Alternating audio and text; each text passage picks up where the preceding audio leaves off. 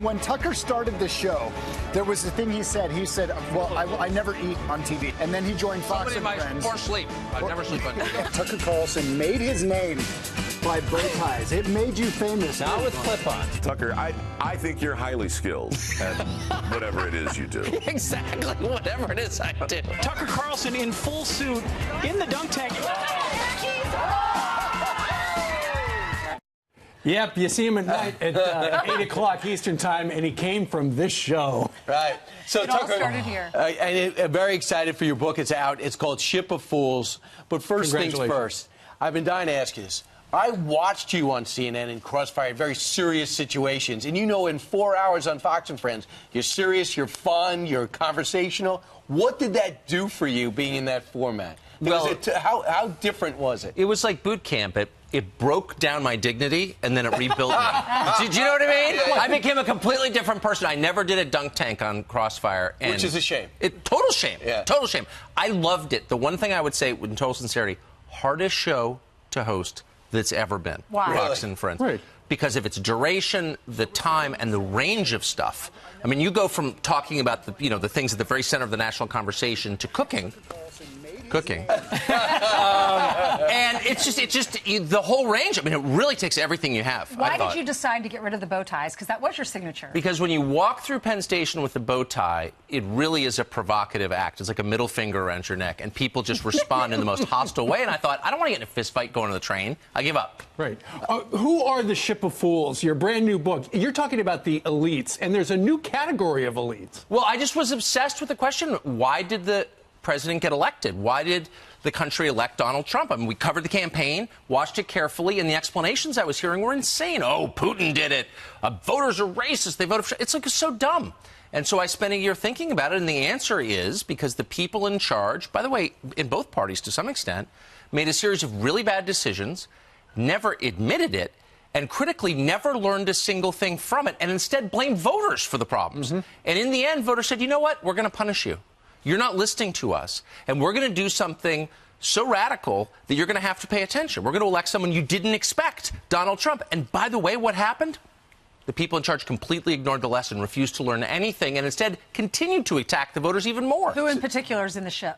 Well, I mean, look, I would say the people who made the critical decisions on our foreign policy and our economic policy, and, by the way, our social policy over the past 30 years. You know exactly who they are. They include many leaders of the Republican Party, almost the entire Democratic Party, and, by the way, a lot of our business leaders who, profited. Look, the problem is the middle class in the country became a minority in 2015. Nobody even noticed. It wasn't a news story, and yet it was the critical shift of my lifetime. You can't have a democracy in a country that doesn't have a middle-class majority, and nobody cared. And as he's redoing these trade agreements, as he's deciding not to get involved in conflicts, it's beginning to build up the middle class. What you saw yesterday in the morning that rocketed up everyone's 401ks was redoing NAFTA because manufacturing left. Workers no longer had a place to go. Now, yeah, we might pay a little bit more for automobiles, but now we're going to have a reason to build things again. All that matters is that the average person in the country feels like he's vested in the system. Or she. I'm just using the grammatically correct pronunciation. But, yeah, I mean, it could be, of course, he is a stand-in. But the point is, he or she feels like my life is getting better, my effort is paying off, and my kids have a shot at a better life than I do. The average 22-year-old knows he or she is not going to make what his or her parents made. Like, that's a disaster. You have to fix that. But, Coach, you say the liberal party, the Democratic Party has changed. You're not criticizing Democrats. You're saying what you see now on the left really concerns you because it's different than anything you've seen before. Well, it's terrifying. I grew up around liberals in California and Washington, D.C., and they believed in free speech and due process and colorblindness. You're seeing these exact same people crush speech, right, deny due process, and tell us that the most important thing about people is their DNA and their skin color. It's a mirror image of the way they were. It's terrifying and Orwellian, and it's a threat to all of us, liberal and conservative. And we should honestly speak up every time they challenge those basic American values. Tucker, you live in the D.C. area, raised all your kids in that area. Yes. And Brett Kavanaugh, let's talk about him now, because we've gone from these women who are accusing him of sexual assault and then not having any evidence to now them looking at questioning his friends at parties at bars. One guy says he had ice thrown on him by Brett Kavanaugh. This is the headline in the New York Times this morning. Kavanaugh was questioned by police after bar fight in 1985. They're going back to the 80s. Right, I wish they'd told me that. I never would have supported him. He was questioned by police in 1985 for throwing ice on somebody. It's over, man. By the way, this is the problem with so much of our coverage and so much of the way we think about things. No self-awareness at all. If you're the guy writing the headline, Kavanaugh questioned by police 1985 over bar fight, at some point a normal person would say, what am I doing with my life? Did I just really write a headline that's stupid and irrelevant? I'm quitting and I'm going to sell insurance because this is just too dumb. But it is true. He was questioned over a bar fight in 1985. Yeah, so was I. so what? I mean, like, what is this? Right, but the headline is, it was ice he threw. It was ice he threw. I mean, again, if you're writing that story, does part of you think, is this why I got into journalism? To carry water for a political party, to be a propagandist, to write something so stupid that I can't look in the mirror without self-loathing? Like, honestly? But don't you know the answer to that question?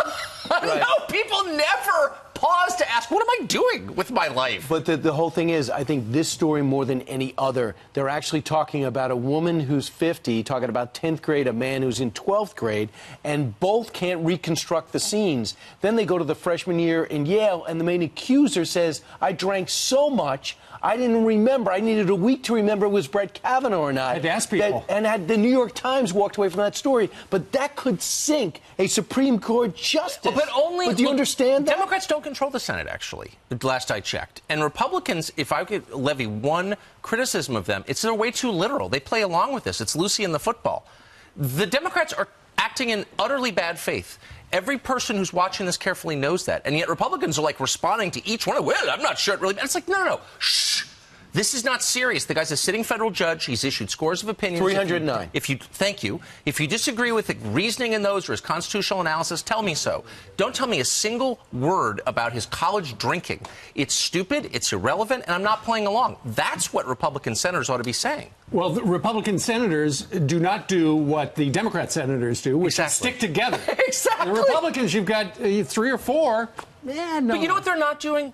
And this is what troubles me, and this is what my book is about. They're not protecting their own voters. Democrats wake up and they're like, we're representing people who voted for us because they want something specific, in their case, power. Mm-hmm. Republicans are representing people who are reviled by almost everyone who actually has power. They're hated. The middle class is hated.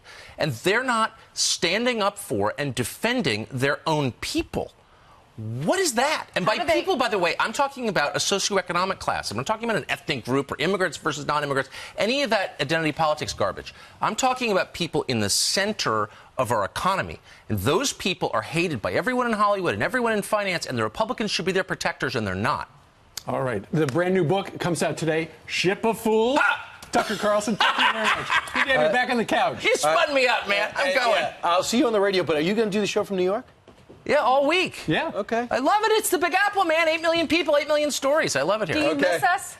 Every single, I mean, you particularly, but also your friends. These two. You're such a liar. That she is definitely the favorite, You according get to to sleep Tucker. in. We'll see you tonight, live from New York, Tucker. You're doing great. Congratulations on your success.